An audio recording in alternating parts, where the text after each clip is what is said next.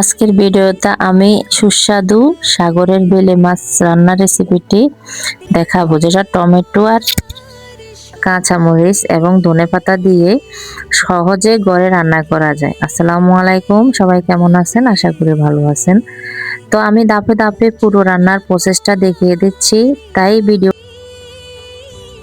শুরু থেকে শেষ পর্যন্ত দেখবেন। ভালো লাগলে একটা লাইক, সুন্দর একটা কমেন্ট আর সাবস্ক্রাইব এবং ফলো করতে ভুলবেন না। চলুন রান্না শুরু করা যাক। তো প্রথমে তো দেখতে পেলে আমি মাছটা কেটে সুন্দর করে ধুয়ে পরিষ্কার করে নিচ্ছি। এখানে হাঁড়ি বসাইছি, হাঁড়ির মধ্যে তেল, পেঁয়াজ আর কাঁচামরিচ দিয়ে একটু লাল লাল করে ভেজে সামান্য একটু পানি অ্যাড করছি। এখানে আমি পরিমাণ মতো লবণ, 1 চামচ হলুদের গুঁড়া, 1.5 চামচ মরিচের গুঁড়া দিছে, দিয়ে এখানে 1 চামচ জিরার গুঁড়া দিলাম, দিয়ে এগুলো একটু হালকা হাতে নেড়ে আমি 2 চামচ রসুন বাটা দিছি।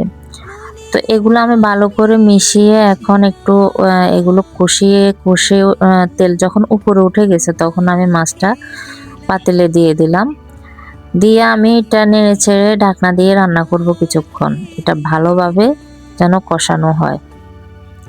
তো শেষ পর্যন্ত সাথেই থাকেন, আশা করি রেসিপিটি ভালো লাগবে। তো আমি আবারও একটু ঢেকে কতক্ষণ রান্না করলাম।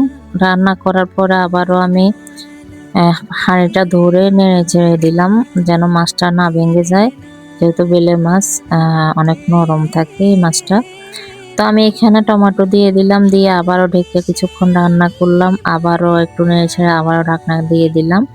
এখন আমি এখানে একটু হালকা হাতে নেড়ে এটার মধ্যে আমি ঝোল অ্যাড করে দিব।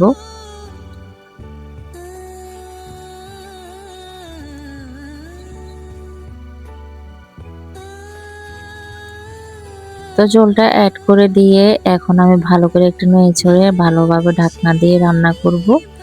রান্না হতে যতক্ষণ সময় লাগে।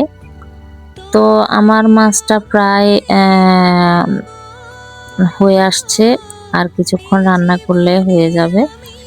তা আমি এভাবে ঢেকে কিছুক্ষণ রান্না করার পরে এখানে ধনেপাতা কুচি দিয়ে দিলাম, দিয়ে একটু হালকা ঢেকে জাস্ট 2 মিনিট একটু রান্না করব। রান্না করার পরে আমি চুলাটা বন্ধ করে দেব।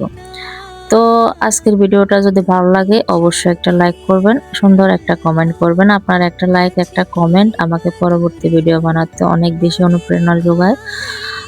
তো আশা করি ভালো লাগবে, রেসিপিটি ট্রাই করবেন। আজকের মতো সবাইকে ধন্যবাদ। আল্লাহ।